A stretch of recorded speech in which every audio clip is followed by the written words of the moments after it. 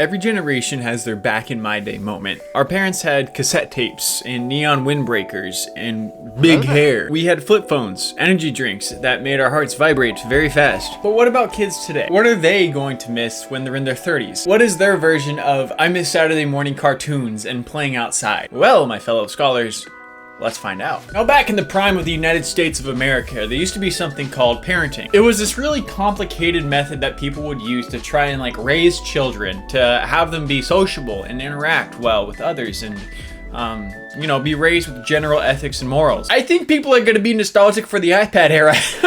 I mean, I'm talking about the kids. But wait, there's a reason for it. One of the things that I think is going to happen, specifically with why this is going to wrap around to the back end of forward thinking when all communication kind of binds to... I just wanted to see how long I could do a run-on sentence that made no sense. But imagine you're a kid from that time. You're growing up with your core memories being times to relax on the living room floor with an iPad in front of you, zoned out to Coco Melon or Mr. Beast or whatever comes into your mind or pops up on the what to watch next.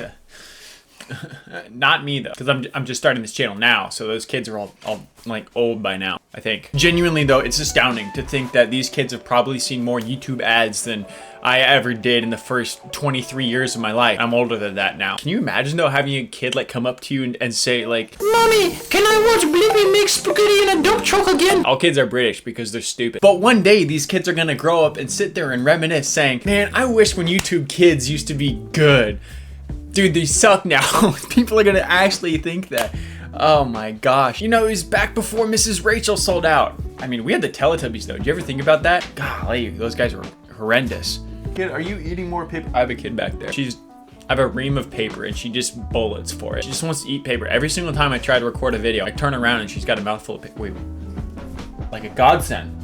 Oh, my iPad's right here. Guys, what should we pull up for her? Yeah, I'm about to get you educated. Oh, she's coming over. Oh. Okay, we gotta find something good. Hold on a second, kid. We're finding you something to watch. I got something for you, kid. Hold on a second. There's an ad first. We're pulling. Who's this? It's loading. My iPad is so fast. Come on! Metal pipe falling sound effect for 10-hour loop.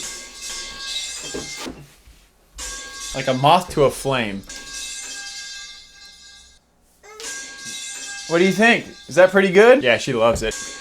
Okay, I'm gonna turn this off before I go insane. One day she's gonna be nostalgic for that. Mark my words. You know, one of the things that actually is kind of sad when you think about it is when I was growing up, and even a lot of times now because I'm more of an adult and I don't get to be on YouTube all the time, I realized that as a kid, I was finding my own YouTube content. Like you would hear it from someone else at school or you would just search it up and find someone cool who's creating content. Nowadays, everything's force-fed or everything is only autoplay, which wasn't a thing for us when we were kids. So they're just bred into the YouTube algorithm. They're quite literally raised by the algorithm. Isn't that crazy? Oh, she's leaving. She wants more metal pipe falling sound effects, don't you? I think another thing that kids are going to be really nostalgic for are three things. Roblox, Fortnite, and Minecraft, which I think the third one is really cool. In general, everyone's going to be nostalgic for games, and this is something that's been passed down forever, especially since we got out of the World War. I mean, for our parents, it's what? It's all these old school sports. It's football, it's basketball. Back in my day, they were real men and real women. They had beards and they'd hit each other just for the fun.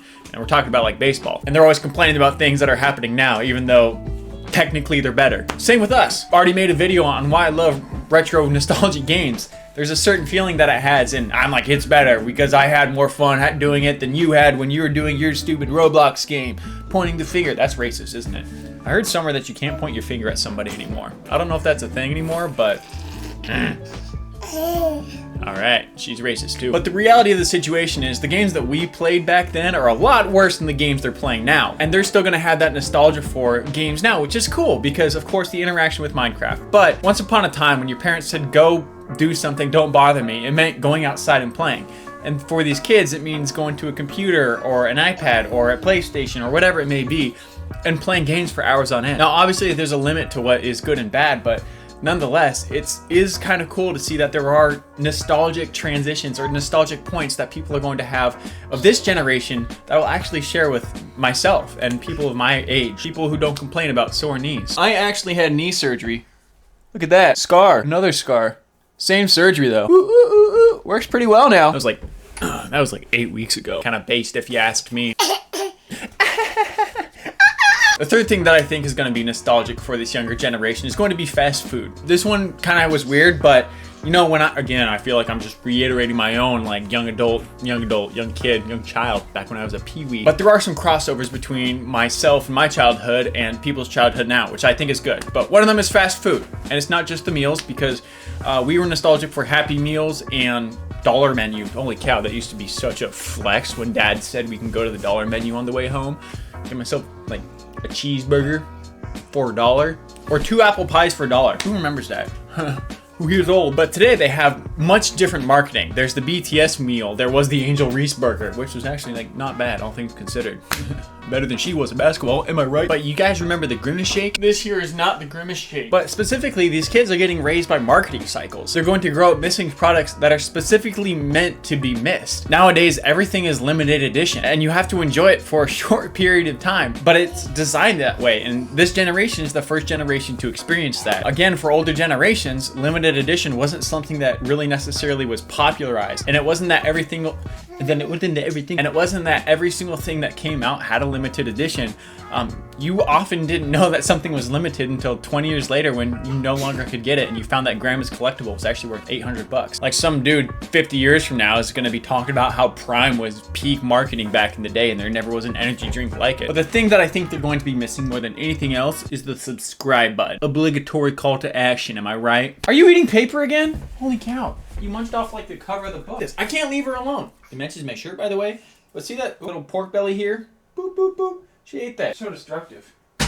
There's slobber marks all over the books in the back. You're gonna do so horrible in school if she just eats everything. Something else that I think is gonna be nostalgic, and this one is way more speculation than anything else, but it's the TikTok timeline. I don't know if it's just because Vine died out and we often reminisce about some of the Vines, or at least between that period when Vine was dead and before TikTok really took off. Watching old Vine compilations was like a huge thing. That's when I actually got into Vine, was after it was dead. But you know, you memorize every single popular Vine, and I wonder if it's gonna be that same way for TikTok. Now there seems to be millions of more users on TikToks than there was on Vine. That's a completely unresearched fact that I'm going to now say is absolutely true. But I do genuinely wonder if people are going to look back on TikTok trends and say, man, I miss Skibbity Toilet, in the same way that we say, man, I miss Ugandan Knuckles, because that wasn't racist. I mean, think about it. YouTube is still around, and we are nostalgic over early YouTube. There's just some sort of organic feel to the early creators, and this great feel about this creator that's talking right now. I mean, if you want to subscribe, I could, you know, I'm gonna just imagine though in the future if AI content like actually takes off and gets like insane and like doesn't have this like calm down period where people are gonna be like, man, I remember when creator beefs were like between creators, like actual people, and not just like these AI versus AI beef. Like, I'm waiting for the day when that happens. That'll be so horrible. But the one that I think they're gonna miss more than anything, and this one I completely understand, and honestly it's one of the very few things that I look at this new generation and say, I wish I got to be a part of that. As a broad scope, it's quiet internet moments. It's Discord calls late at night, talking with people, your friends, having them hop on the game and play late into the night, whether they be friends from school or friends from across the country, across the world that you never really met in person. But I think there's something special about those late night calls where you just talk for hours. You know, I've had a couple, but those are very few and far between. But you know, it's the times where you're on a game, someone calls, you keep playing, I'm playing Minecraft in the background, well, I'm having a conversation with this person, they hop on and play with me, and then you hop off the game and just keep talking for like an hour. Especially during the pandemic, that is something that I do genuinely think that this generation is going to miss. And that one, I get it. I mean, the fact of the matter is, nostalgia isn't about what we did.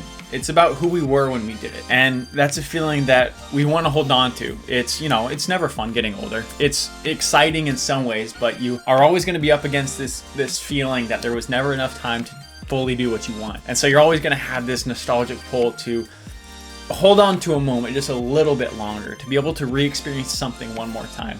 You know, there's a bunch of jokes about Doctor Strange in the Multiverse of Madness, in the scene where Hey, I'm getting emotional. And this scene where he's reliving a memory and people were making jokes that there's no way it could ever become a real thing. Who would ever pay to see a memory again? And I think the opposite. I think people would pay insane amounts. Say what you want, but look at Disneyland. I think the biggest pull is the nostalgia that you get. Adults wanting to feel like kids again. And that's why they're willing to pay hundreds and hundreds of dollars, thousands of dollars if you counted the full trip, just to go get a day or two of experience of what it's like to be a kid again. But man, oh, this is making me miss LAN parties again, though. Jeez, I already talked about that once, though. Kind of lame if I talked about it again.